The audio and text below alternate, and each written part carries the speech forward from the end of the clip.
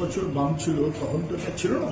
বাম যখন নেই তখন ধর্মে ধর্মে বিভেদ লাগিয়ে দেওয়া হয়েছে, কিন্তু স্পষ্ট হয়ে যায় তাহলে 34 বছরটা অন্তত বিভেদের রাজনীতি ছিল না, ধর্মে ধর্মে মারামারি রাজনীতি ছিল না। সেই কারণেই তো অনেকের রাগ। বাম শক্তিশালী হবে কেন?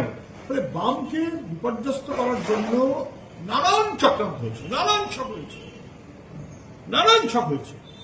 সে জঙ্গলমহল থেকে শুরু করে নন্দীগ্রাম, সিঙ্গুর, বাংলার যুব সমাজের ভবিষ্যৎ স্বপ্ন তাকে ভেঙে দেওয়া, গরিব মানুষের মধ্যে বিভ্রান্তি তৈরি করা, এই সমস্তগুলো করা হয়েছে কেন? যাতে লুটে পুটে খাবার ব্যবস্থা করা যায়, এলোমেলো করে দেওয়া যায়। এবং সেই কারণে বামেদের বিপর্যস্ত করতে না পারলে ধর্মে ধর্মে লড়াই করানো যাবে না। আর ধর্মে ধর্মে লড়াই না করাতে পারলে, যা ধর্ম এই ভাগাভাগিগুলো করতে না পারলে ঐক্যবদ্ধ মানুষকে ঠেকানো যাবে না। ফলে মানুষের স্বার্থ এবং ঐক্য তাকে ঠেকানোর জন্য যারা মানুষ বিরোধী, তারা নানান কলা কৌশলে 34 বছরের বিরুদ্ধে চক্রান্ত করেছে।